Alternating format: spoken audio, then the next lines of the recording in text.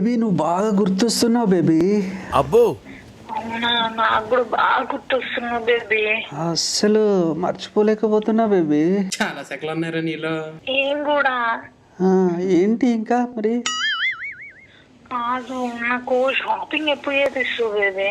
నీ ఇష్టం బేబీ, సాయంత్రం కొనుక్కో, నీకేం కావాలో అన్ని కొనుక్కో. 4 గంటలకు రెడీగా ఉంటూ తీసుకెళ్తా. ఈ మాత్రం హింట్ ఇస్తే చాలు, చెలరేగిపోతారు అంతే. బంగారం నీకు అన్ని కొనిస్తాను. నాకు ఒక కాసుల పేరు కావాలి.